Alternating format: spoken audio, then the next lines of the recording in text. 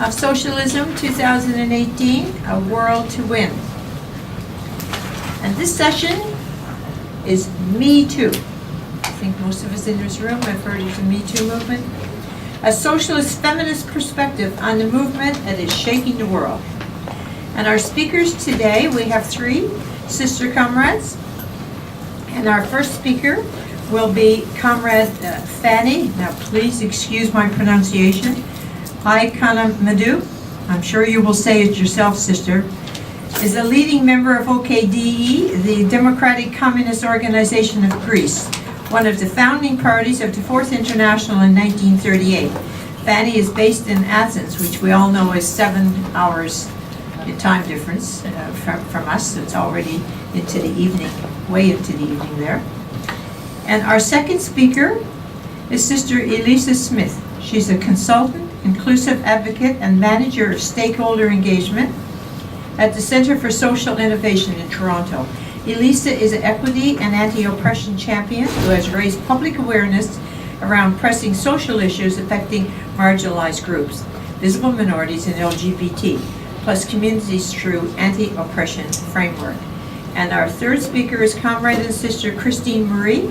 She's a leading member of Socialist Action USA, a steering committee member of the United National Anti-War Coalition, UNAC, an environmental activist, and is based in Hartford, Connecticut. So without further ado, Fani, comrade, you're on.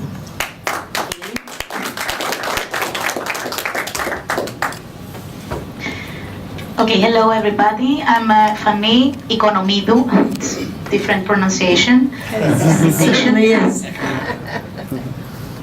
Can you all hear me? Perfect. Yes. Okay, great. I'm a member of the political bureau of the Organization of Communist Internationalists of Greece, OKDE Spartakos. And I want to thank you for the invitation to your Socialism 2018 educational conference. I would be really glad to be with you physically, but it was impossible for me to take days off from my job. So I think that we can get the advantages of technology to communicate. Yeah. So I think that this session on feminist issue differs from other more traditional topics because it is about a current issue, a social movement for the sensitization of the people against the sexual harassment and abuse that occupied the public sphere since it developed through social media, took great publicity, and apparently brought women back in the foreground. As some of you may know, it managed even to be chosen by the American magazine People as the face of the year for 2017. Here, I remind you that the same magazine had chosen President Trump as the face of the year of 2016. What an irony of luck. Anyway, on the question, what is the meaning of the hashtag #MeToo? I guess that these two words have indeed been a shocking scream of many women who have shown to others through the social media how much sexual harassment and abuse is. I guess it is no coincidence that on the first day of the hashtag, there were 35,000 relevant posts. However, do we deal with a dynamic representation of feminist rhetoric and practice in a form of social movement? I believe we must be very careful on our answer. I believe that this movement, as it started and continues to spread, based on Hollywood women's testimonies, it shows the image of an independent, powerful, rich woman, artist, politician, or high-level manager, who exactly because of her position can discuss openly on the sexual harassment and abuse. Imagine how many ordinary people, women, workers, students, girls and women of next door have experienced harassment or abuse, and at what cost would they so easily speak about it? I think that the shape that the Me Too movement takes is more bourgeois and neoliberal, since its target are the women who can share their testimonies and experiences. Working class women who who have experienced sexual harassment or abuse at their workplace, their family environment, I'm not so sure if they can so easily raise their voice and be heard. Not even think that through this movement they will ever succeed to change things or ensure better conditions for themselves. Of course, it is positive and optimistic having the women's voice heard even with such an occasion, with a hashtag on social media. However, we cannot limit ourselves to bourgeois liberal feminism, with demands and debates in the parliaments, as happened in the European Parliament, for example. I do not think that the issue of defending women's rights is going to have access somewhere else except the streets and through organized struggle of oppressed women. The issue for us is that such a movement should also appeal to women of the working class.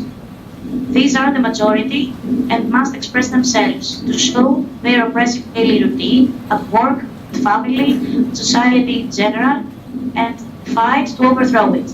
It is hypocritical to regard such a movement as our limit, that it is the best we can achieve. That must be the beginning of our struggle. If we extend our thinking, the concept of political correctness is a barrier to this. It is certain that in the patriarchal society, which gives men a privileged position in the public sphere, which benefits men with sexism and the perpetuation of gender inequalities, the voice of the oppressed women is not desirable. It is obvious that with the justification of political correctness, it is an attempt to suppress freedom of expression and expression of sexuality as well. A society that gives birth and nourishes this kind of oppression by reproducing the dominant ideology about the position of women, about beauty standards, about their rights, or about whether it was their fault or they provoked the harassment or the rape. This society cannot be shocked when women raise their voices. This society cannot accuse them for not being politically correct.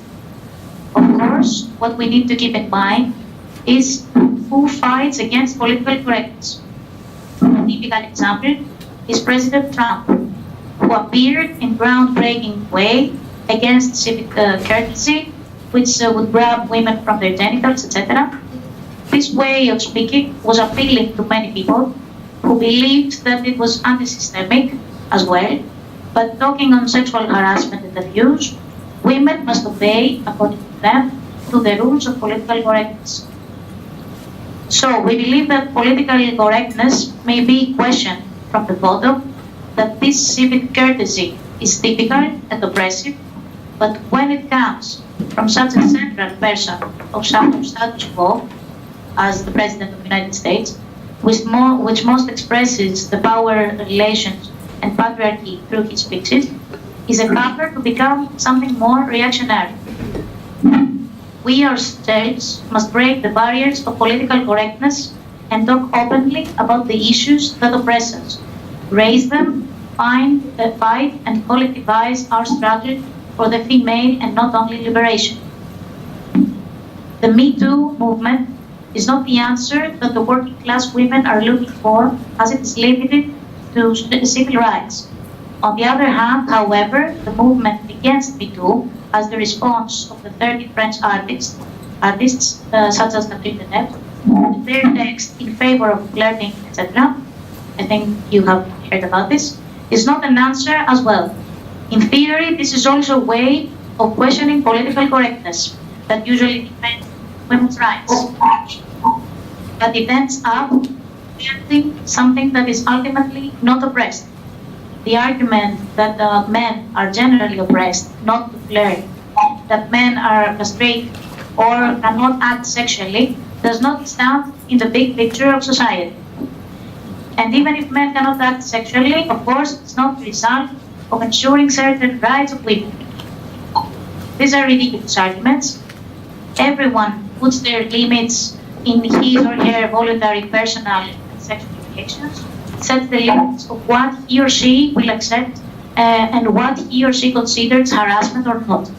But still, it is not a personal matter of each one, neither a personal stubbornness. We must discuss sexual harassment and abuse.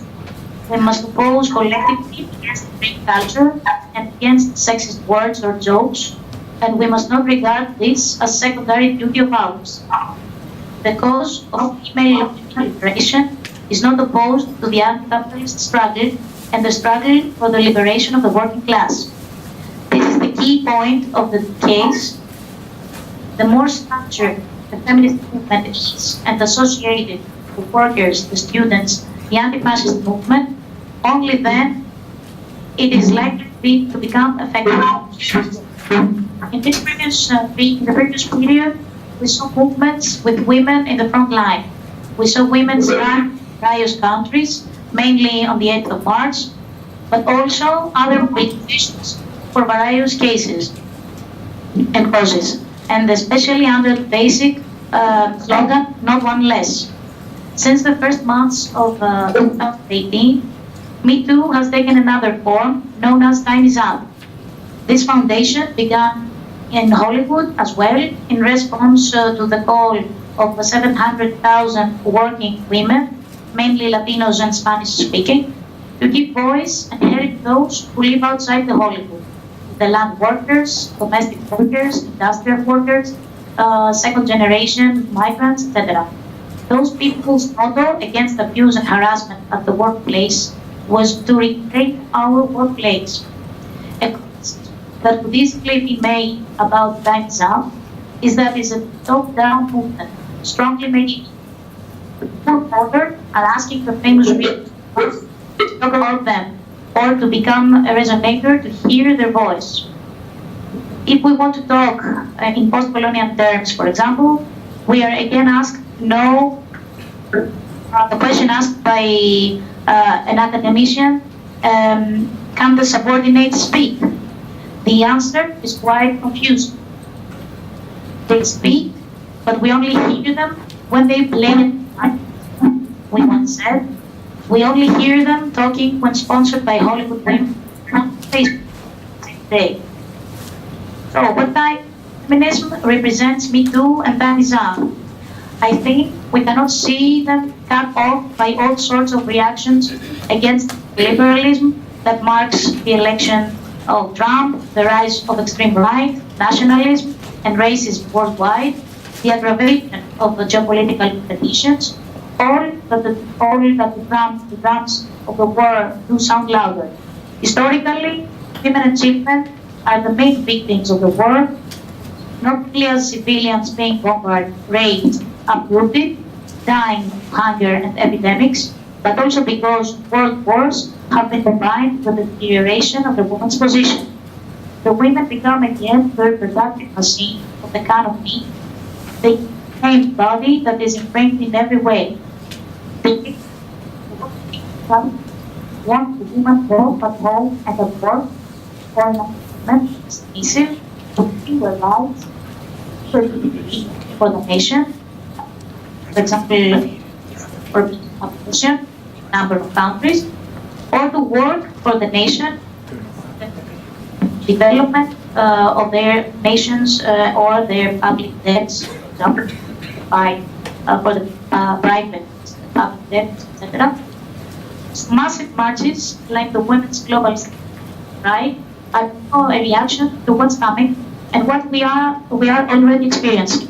These movements are, in my opinion, our duty as revolutionary Marxists is to keep the conscious and organized struggle of oppressed women, bring it right next to the struggle for the liberation of all oppressed of the working class. We don't need a that defends the right wing, a bourgeois neoliberal feminism, neither a social democratic feminism that would probably bring this issue a little further. But we need a combined struggle that questions the oppressive system, patriarchy and capitalism, and the dangers for fame. That's it, and nothing less.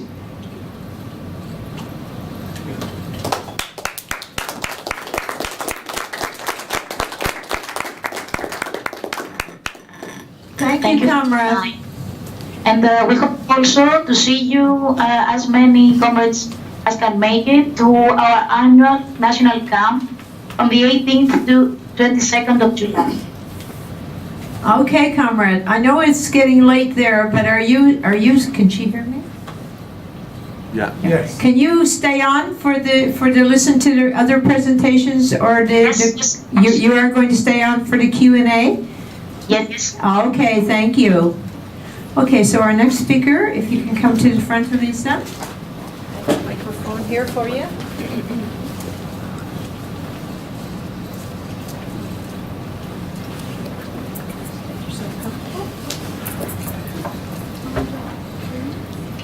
Up to 20 minutes, yes.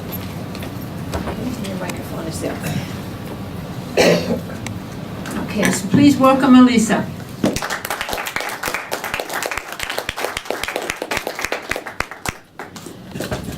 Can everyone hear me? Yeah. No. Mike? Can you hear me? No. No? Okay. It's a bit better, but maybe. Better now? Yes. Yeah? Okay. All right. Just gonna get my timer. Okay. Yes, how can you write a paper to her saying to cut out the image and the sound to capture?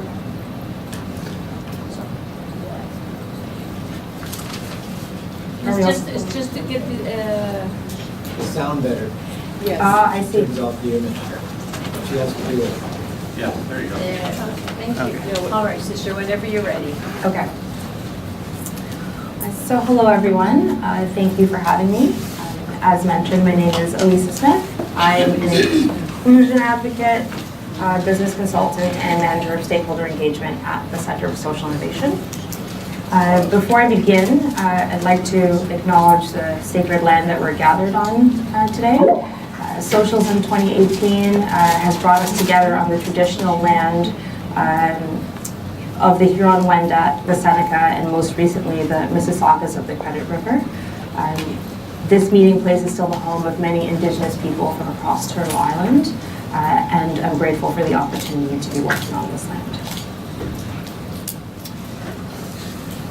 I'd also like to acknowledge the epidemic of murdered and missing Indigenous women from across Canada. I want to be very forthcoming in saying that because I don't have expertise on this epidemic, I won't be able to address it directly.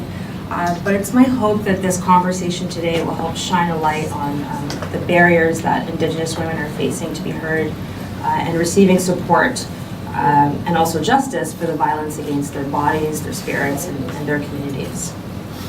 Some of the things I'm going to talk about today might be uncomfortable, triggering or upsetting, so if you need to take a moment for yourself, please feel free to step out at any time. I consider it to be an act of self-care, so I will not be offended if you need to walk out while I'm speaking.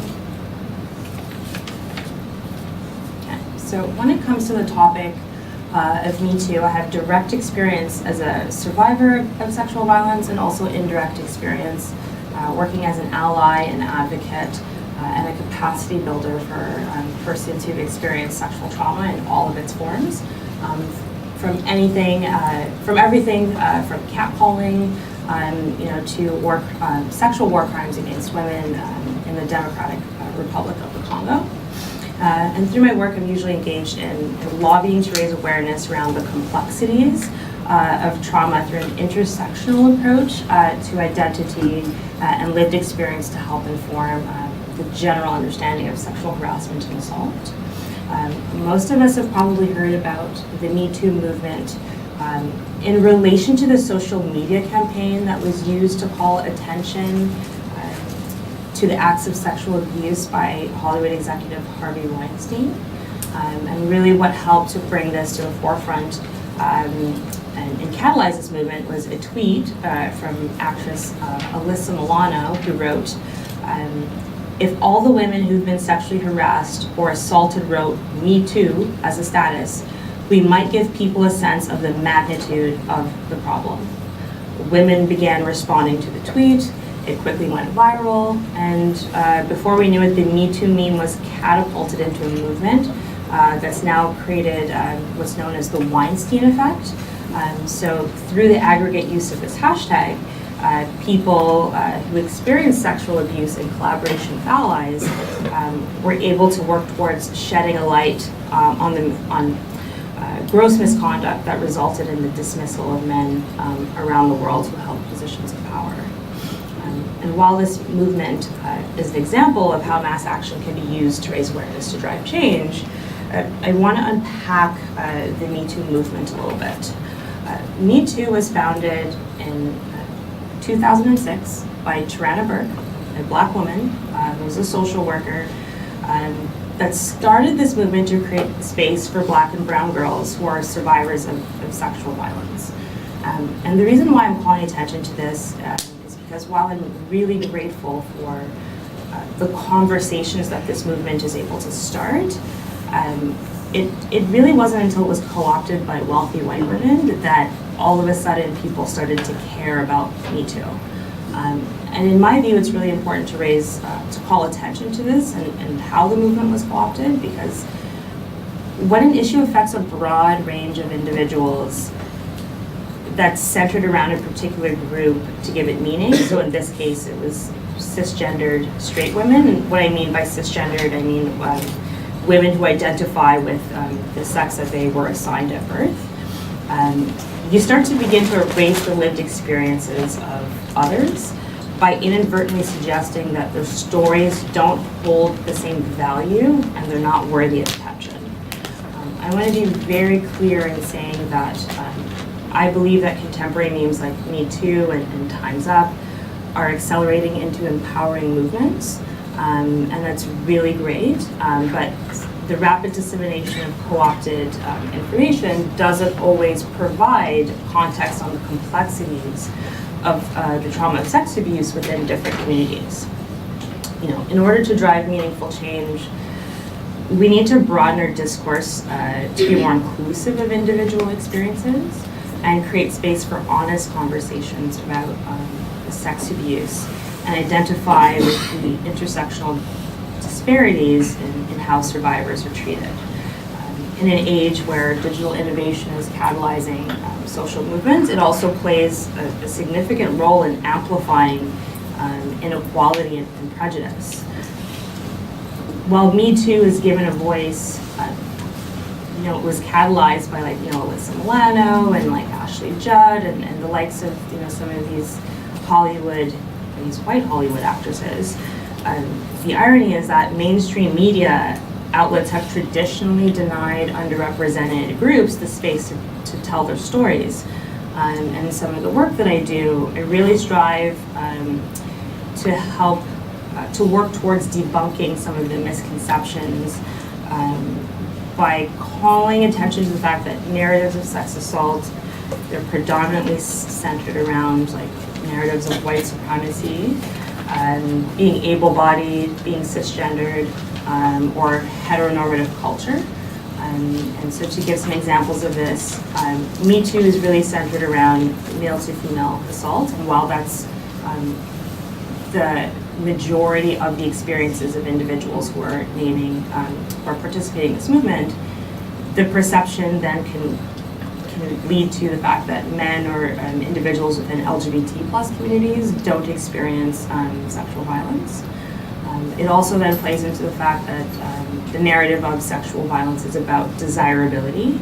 So if you don't fit into the conventional norms of beauty, so again, the pretty Hollywood actress, that you don't experience sexual assault, or if you present in a way that's considered our kind of Western values of beauty, then you're worthy of experiencing, you should be targeted to experience this type of behavior. And then that's where we can really see, at least in my work, where the intersections of ableism or racism can come in, because, for example, a woman who might be, or a person living with a disability, because they don't fit into that able-bodied narrative, there's the assumption that, well, they don't experience sexual trauma because why would anybody want to assault them? Or if you're a racialized woman, or if you're a trans woman, because you're not supposed to be sexually desirable because you don't fit into that norm, there's also this perception that you don't experience violence, when the reality is that racialized women, persons from LGBT plus communities, persons living with disabilities experience a disproportionate level of violence. And when they experience the violence, it's it's really horrifically violent. It isn't always, sex abuse is violent no matter what the form, but when you start adding the intersection of a woman who's living with a disability, who's racialized, sometimes the violence can get disproportionately worse because they're viewed as, they're the most vulnerable, they're the least likely to be protected, and they're routinely targeted because of that. And there's also this narrative in our society that which also then informs how individuals are treated when sex assault is reported.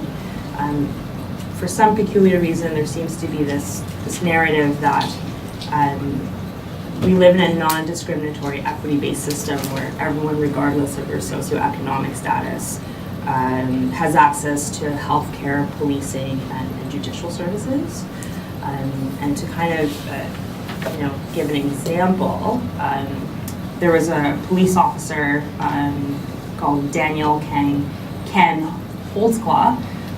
He's a former he was formerly of the Oklahoma City Police Department. He was convicted in 2015 of multiple counts of rape. He specifically targeted Black women, and the logic for doing this is that they're the most vulnerable, society doesn't care about them, I can rape them and get away with it because no one's going to care. And so when that's happening at that level, and he understands the system, he's in it, he knows that if a racialized person comes into a police station, how they're going to be treated. If they're poor, they're not going to be treated very well. They're already discredited because they're women. And so he was able to do that for quite some time. And thankfully now he's sitting in a prison cell. While Me Too also raises awareness around the issue, I think that we need to move beyond the movement. The movement is already, at least in my view, I feel like it's losing a bit of steam. It's not that we're not paying attention, but it was catalyzed, it took down Harvey Weinstein, toppled Hollywood, and I think now we're becoming a little bit desensitized. And for a lot of individuals, it raised triggers, it brought up a lot of kind of inner turmoil and feelings, and then beyond that, there wasn't a lot of supports around Me Too, and not really, I think, understanding that trauma can manifest in different ways. So that it's not just about the assault itself, it's also about the depression, anxiety, substance abuse, post-traumatic, as a result of them trying to, as a coping mechanism, post-traumatic stress, and in some cases, some women just, or persons who experience it, it's the grief and the pain and the trauma is so overwhelming that they just give up and they commit suicide because they just can't take it anymore and they're not getting the help or access to supports that they need. And so, I also want to call attention to the fact that we really need to reevaluate, our perception of who's committing harm and where it's experienced, and pay critical attention to the fact that this epidemic happens everywhere. It's not just in Hollywood. It's in governments, corporations, community spaces, homes, places of religious practice, and which means the perpetrators are everywhere. They're police officers, politicians, social workers, family members, teachers, doctors, and the cycle of harm continues. And without transformative action, we're not going to see any change. Rape culture is everywhere. So what can we do about it? That's the question that often comes up. To be honest, any possible answers that I have for that are really long and complicated, and maybe a little bit out of scope for this panel, but the high level thoughts that I want to leave you with is that part of the reform that I would love to see, and I think that we can strive towards, is survivor-centered approach to restorative justice. So, where survivors are believed and get access to the supports that they need at the intersection of where they're at in their personal journey.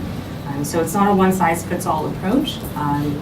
Racialized women need different supports. Indigenous women need different supports. People in the LGBT plus community need different supports.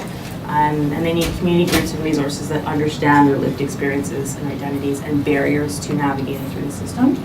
And we also need a pathway that fosters a culture of self-accountability that are supported by institutions in our communities and leaders within our communities. And the self-accountability piece is really important because we have these inequitable legal frameworks that are nuanced by a lot of subtleties in language that enable abusers to absolve themselves of any wrongdoing. And so, as an example, language like, not found guilty of any criminal wrongdoing is it's not a proclamation of innocence. It's usually just a statement. It's legal jargon for, well, we didn't have enough evidence to prosecute, so we're not going to do anything. Or it's also legal jargon to get someone who is guilty off by kind of putting it out there. So the underlying suggestion is it then gives them the opportunity to say, well, I didn't do anything. Where if you take a restorative justice approach that's centered around the survivor is then the person who can name, this is the way it was harmed, this is the type of justice that I would like to see. Rather than waiting for our legal system and our institutions, which are already kind of problematic, to try to drive any change. 5 minutes. Okay. So I guess I'll just close off by saying that I think we need to ask ourselves, kind of post the initial movement of what are the things that we can change in our communities? What are the things that we can change in our attitudes? What are the things that we can change about the information that we're receiving? How do we create and build inclusive communities that are centered around what individuals need? And how do we just get to a place where we believe people when they say, I had this experience? There's nothing in it for the person who experiences sexual abuse. There's nothing for them to gain by outing themselves, knowing the type of world that we live in and that they're going to experience harm. There's no reason for them to lie. There might be the odd case where someone does it maliciously, but 99% of the time people are not lying. And I really think that we can change the way that we're using this movement to raise awareness and keep the momentum going and really work at galvanizing communities and bringing people together to raise awareness. I think for me, despite all the problems of Me Too, one of the great things about it being viral in this digital age is that we were rapidly able to raise awareness, disseminate information really quickly, and use it to topple Hollywood. And then there came there was a domino effect where people now are starting to have questions and raising awareness about policies and community engagement and how we can be better.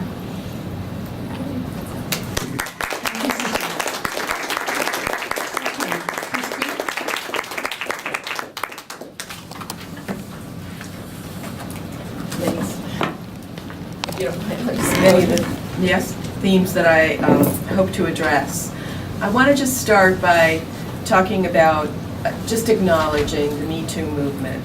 In the last 6 months, obviously, we've really witnessed an extraordinary affirmation by women of their belief that they have a right to live without daily humiliation, demoralization, and victimization due to sexual harassment and sexual violence. It's undoubtedly a turning point in social consciousness about the degrading reality negotiated by women of every social class, occupation, age, race, and sexual preference in capitalist society. Just this week, we have been able to cheer the fact that the Glamorous at the Cannes Film Festival will get international coverage of a protest of sexual violence in the film industry.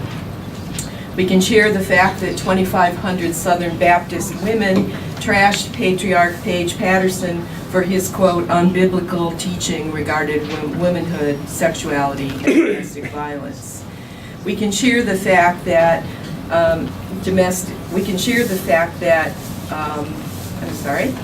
that via multiple charges against the liberal New York State Attorney General, Eric Schneiderman, that domestic violence is taking center stage at this moment. And also that a dishwasher at a fancy California resort who was featured on the cover in Time magazine as one of those people of the year out of the Me Too movement just won $250,000 for her lawsuit against her employer. 100 domestic workers and female farm workers, led by the National Domestic Workers Alliance and the National Farm Worker Women's Alliance, had a well-publicized, I have a feeling I can't get close enough to this, had a well-publicized day in DC, forcing the media to report once more on the unconscionable levels of sexual violence that workers in these industries face as part of the disciplinary regimen endured by the low-waged and immigrant, and hear their arguments for remedial legislation. So feminists and socialists have to celebrate this truth-telling. We have to encourage its spread. We have to embrace the individual efforts to demand justice, and particularly in the court of public opinion. And as previous speakers said, we have to be part of lifting up the voices of the most oppressed in this sphere, including women of color, women without papers, Muslim women, trans women, and so on. But our task as socialists is much greater. Suddenly, millions of working women and their allies have been freed to openly discuss the roots and debate the roots of sexual violence and female oppression. Revelations about the depth and breadth of sexual violence in the lived experience of all women and gender non-conforming people in contemporary society very naturally leads to a space where we can question the roots of this violence, the birthing and nurturing of new people, but the physical and emotional care of children, the elderly and wage earners, feeding, clothing, educating, calming, as well as the socialization of children into norms that make it possible for them to endure spending a life chained to work for the capitalist class. The maintenance of this system in which working class families are held highly responsible for social reproduction requires the policing of heterosexual family norms that are institutionalized in 1,000 ways and backed up by male structures of domination and female oppression. Women are caught as well in a double vice. The system uses the regime of social reproduction to normalize the idea that women in the paid workforce don't need or deserve the same kind of wages that males do. This allows the capitalist class to use women as a reserve army of low-wage labor while cutting services, at certain times forcing them in massive numbers into the paid workforce, and as is happening today, and at the same time making them assume ever more responsibility for the work of healthcare, psychological care, education, and basic maintenance. Today's austerity drives, privatizations, attacks on reproductive justice are all part of this vice, and in fact are increasing the cost, the lived experience of oppression by women. The big point is that all the sexist privilege assumed by the bosses and other unenlightened males is not some hoary relic from the past, from past social orders that somehow we can eradicate, purge somehow by the massive exposure of its prevalence, or by some reform legislation, or by a Congress in which the Democratic Party is the majority. Marxists think that sexism and the violence that accompanies it is recreated, sometimes intensified, day in and day out by the material reality created by this economic system, by its organization and reorganization of regimes of labor and social reproduction. This is especially clear on a global scale, where the attempts of the capitalists to make up for their falling rate of profit has led them to create something we've all been studying, a newly highly gendered and super exploited workforce in the South, while at the same time forcing the implementation of drastic cuts to social services and childcare there, as well as the mobilization of women in massive numbers from the Philippines, South Asia, and Latin America as a massive army of domestic servants for the growing sections of the middle class in the metropolis that have two-wage earners, while their own families languish at home without their skills. Fortunately, as the phrase goes, capitalism creates its own gravediggers. The super exploitation of the women in the global South, accompanied by the deepening that has come with the deepening austerity and rightist electoral victories, including those in Europe, the rollback of women's most basic reproductive rights in parts of Europe has led, as our previous speakers mentioned, an unprecedented explosion of protest and mobilization by women around the world. In Poland, in October of 2016, it's estimated that 3 million women hit the streets to oppose the efforts of the rightist Law and Justice Party to criminalize abortion. Those who followed it closely noted that leading female organizers said, "If not us, then who?" That is, they were referring to the failure of any political parties or trade union organizations to effectively fight the government attacks and neoliberal austerity measures. This phenomena of women stepping into the vacuum created by the failure of social democratic and other progressive forces to fight back has become a noticeable phenomena for Marxists. In Argentina, a massive movement against sexual violence called Ni Una Menos has repeatedly hit the streets in hundreds of thousands and helped organize related work stoppages with the organized and unorganized workforce in the last 3 years. In Spain, this March 8th, International Women's Day, a nationwide women's strike is said to have put 5 million in the streets around a variety of issues involving both women's organizations and unions. And of course, we've seen massive mobilizations of women in the US as well. Ironically, the defeat of Hillary Clinton, an icon for lean-in liberal feminism, and the election of a grotesque, sexist belligerent as president unleashed millions of women and motivated them to take the streets against the unspeakable Trump. But in the US, these mobilizations did not have a leadership like the one in Argentina, capable of preventing them from being co-opted upon their return home to a purely electoral strategy focused on getting Democrats into office this coming fall. On the ground, and I experienced some of this in my own state, hundreds of women came back from Washington, showed up in meetings upon their return, and were given only the alternative of forming left Democratic Party clubs to work on legislation in the election. Marches who can continue to organize featured primarily Democratic politicians. Any organizing around women's needs in the face of austerity and low wages was quickly dashed by the top-heavy organization of Democratic Party operatives. This is not exclusively true, but very common. In Connecticut, just to give you an example of how bad it was, the quote Women's March organized this March 8th to do what? They organized a lobby day, while the rest of us were trying to organize a picket at the Hilton Hotel for the striking housekeepers there. Of course, this has resulted in objections and protests. Grassroots organizations of black women, Palestinian women, Muslim women, low-wage workers, centers around the country expressed their dismay at this misuse of their early and powerful mobilizations. So what to do?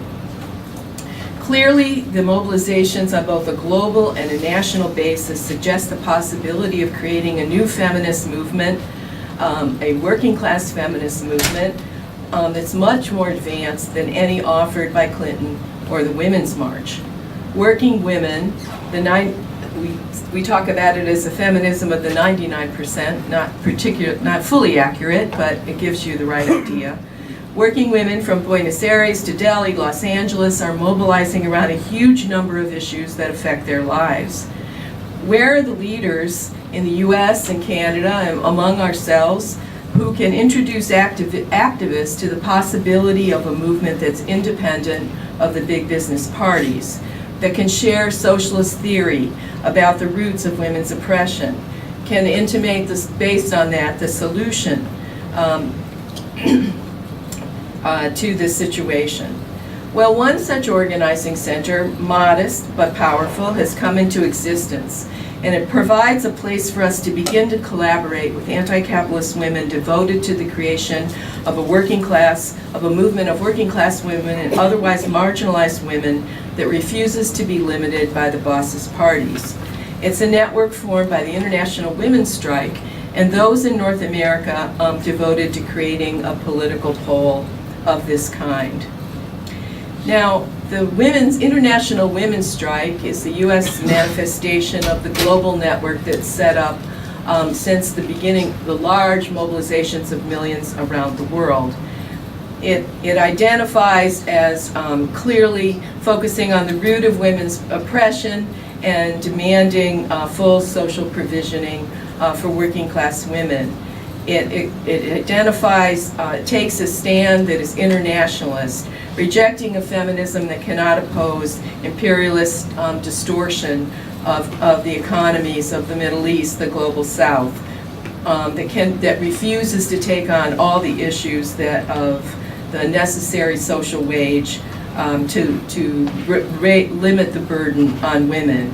It employs Marxist theory on gender, recognizing the impact of racialization, the demand for the importance of inclusiveness in terms of gender nonconformity, that the fight against sexual violence has to privilege those who are most victimized by the U.S. justice system and imperialism on a global scale. It says that a movement that cannot embrace, and to me, cannot be a successful movement for feminism in the United States as well. Now, here's the statement from the International Women's Strike for this March 8th, and I think it should give us some confidence and an idea of the basis on which we can begin to organize and try to organize both within and without our unions, within and out the organizations of the class to create the necessary movement. The statement says that in 1 year of the Trump presidency, we've not only been pelted with verbal abuse and misogynistic threats, but we've suffered putting in place of policies that will continue the attacks on us in deeply institutional ways. The Tax Cut and Jobs Act guts exemptions that benefit low-wage workers, the vast majority of whom are women.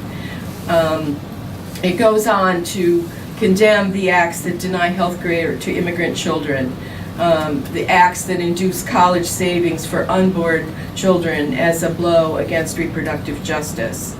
It discusses the multiple war fronts opened up to us, and basically demands that urges that we create a movement that looks not only in the prisons and the fields and the ICE detention centers, but every nook and cranny where gender violence haunts women's lives.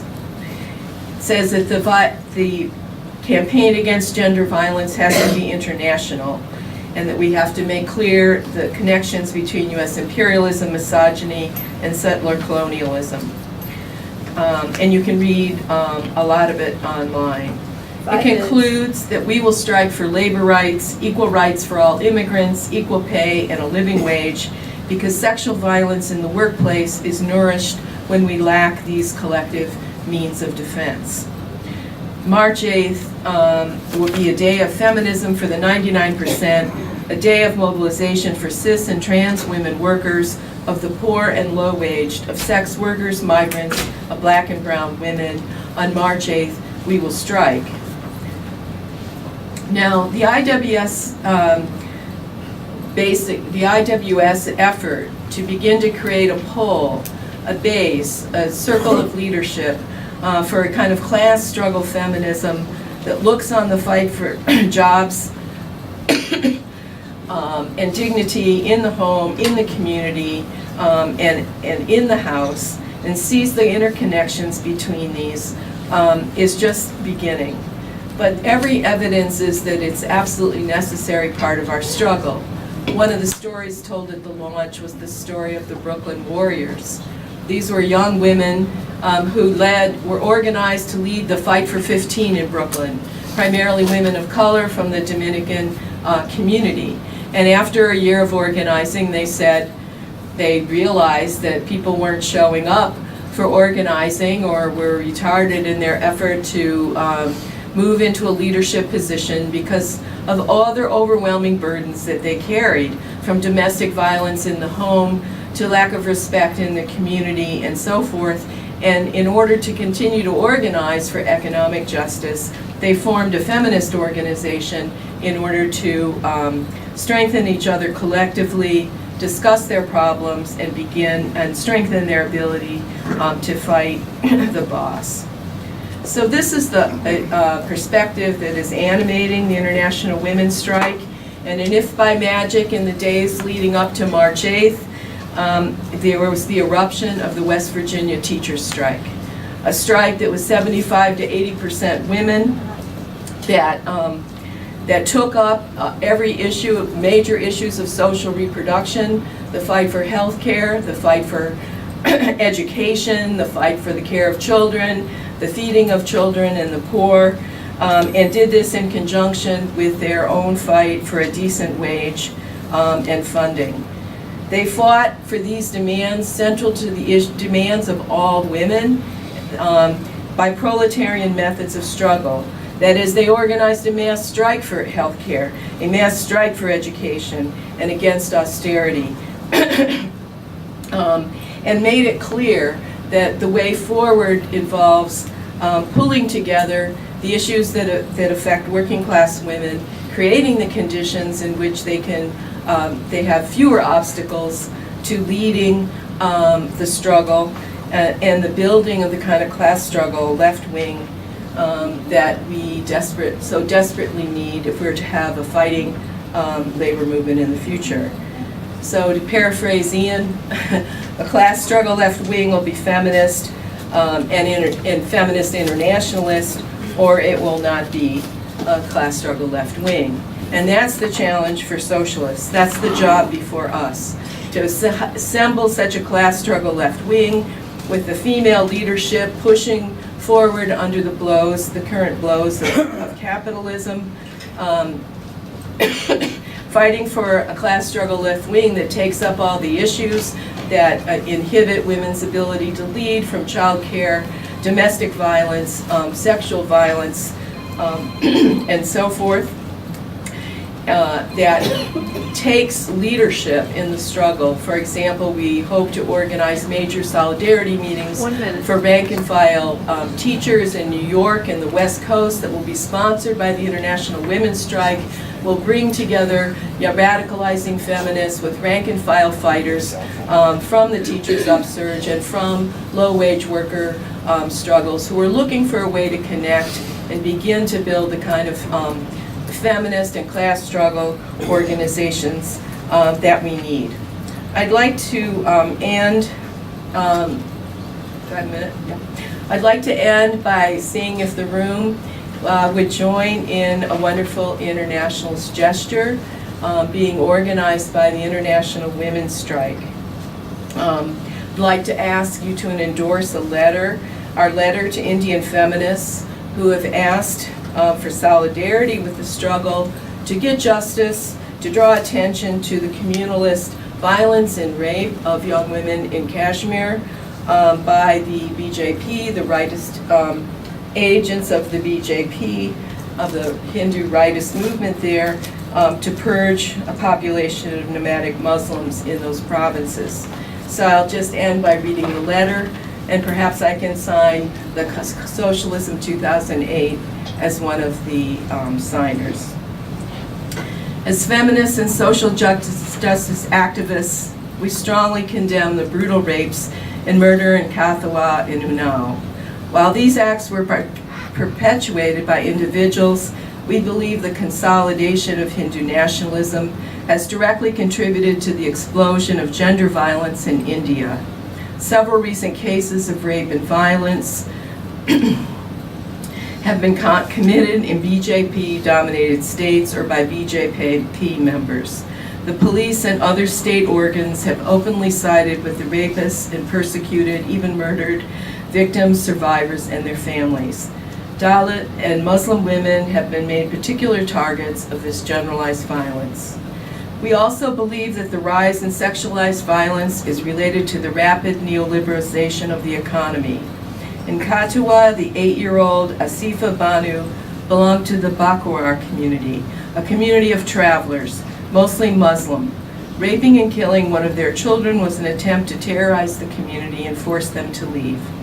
Rape has been widely used recently as a weapon of eviction during land grabs from indigenous communities and workers by corporations in the Indian state. We do not hope that justice will be delivered by the same Indian state that regularly kills unarmed people in Kashmir, or by a government headed by the political party that has led the pogroms against Muslims. Instead, we stand in full solidarity with Indian feminists and activists who have for all these years fought for gender violence, justice, and done so by drawing attention to the glaring economic injustices that fuel such acts. In times when many of our heads of state are known misogynists, we believe in solidarity, and our struggles is the only way to win. In solidarity, the International Women's Strike US, and I hope Socialism 2018. Thank you.